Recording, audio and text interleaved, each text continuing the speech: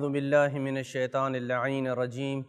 بسم اللہ الرحمن الرحیم وصلی اللہ علی محمد وآل بیتہ الطیبین الطاہرین المعصومین۔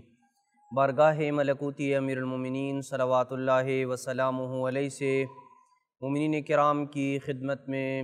احکام خمس درس نمبر 7 کو لے کے حاضر ہونے کی سعادت حاصل کر رہا ہوں۔ آج جس نقطے کو ہم بیان کریں گے اس کا تعلق بھی گزشتہ ان چند سوالات کے متعلق ہے جنہیں ہم نے گزشتہ دروس میں اٹھایا تھا، اور وہ سوال یہ ہے کہ مساجد، امام بارگاہ اور بہت سارے ایسے ٹرسٹ اور ویلفیئر ادارے ہوتے ہیں کہ جو غریبوں کی مدد کرتے ہیں، بہت سارے ایسے یتیم خانے ہوتے ہیں کہ جو یتیم بچوں کی کفالت کرتے ہیں،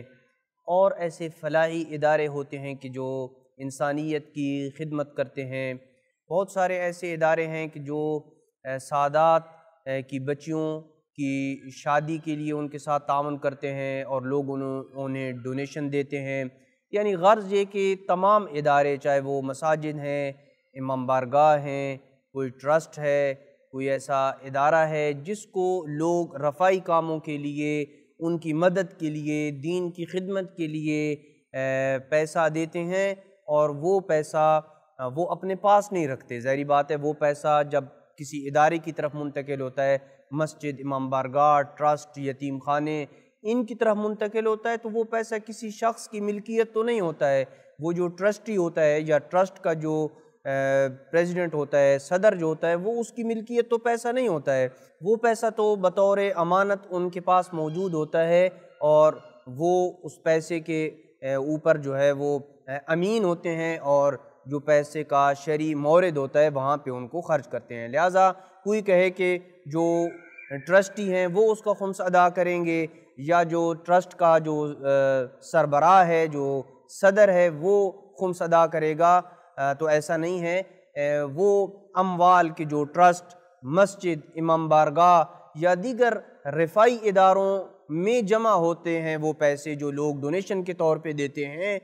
تو ان اموال کا خمس کون دے گا؟ کیا وہ مسجد امام بارگاہ کی جو کمیٹی ہے، یا جو ٹرسٹ ہے، یا جو یتیم خانے کا ٹرسٹ ہے، یا جو اس کی کمیٹی ہے، جو انجمن ہے، وہ اس کا خمس دے گی؟ یا وہ شخص کی جس نے پیسہ دیا ہے وہ اس کا خمس دے گا؟ یا جو اس ٹرسٹ کا سربراہ ہے وہ خمس دے گا؟ لہٰذا ان پیسوں کا کو ادا لہٰذا ان پیسوں کے مصرف سے پہلے اگر ان کے اوپر ایک سال گزر جاتا ہے، بہت ساری ڈونیشن اکٹھی ہوئی اور ٹرسٹ والوں نے، مسجد والوں نے، امام بارگاہ نے اس پیسے کو اپنے اکاؤنٹ میں رکھ دیا، تو اب کیا اس پیسے کے اوپر کے جو اکاؤنٹ میں پڑا ہے اس کے اوپر سال گزر جاتا ہے اور وہ مسجد، امام بارگاہ یا دیگر جو اس کے مصارف ہیں وہاں پہ استعمال نہیں ہوا ہے، تو کیا اس کا خمس ادا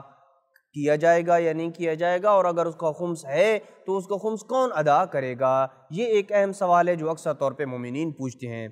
تو جواب یہ ہے کہ اس میں بھی البتہ آیت اللہ سستانی اور آخوئی دونوں کی ایک ہی رائے ہے، اور اس میں کسی قسم کا کوئی اختلاف موجود نہیں ہے۔ دونوں بزرگان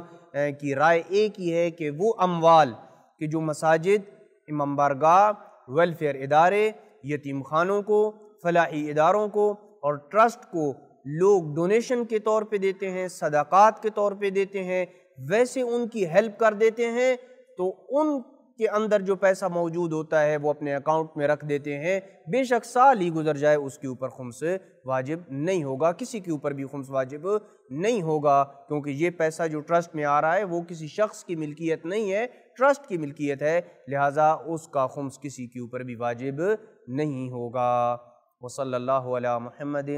وآل بیتہ الطیبین الطاہرین المعصومین۔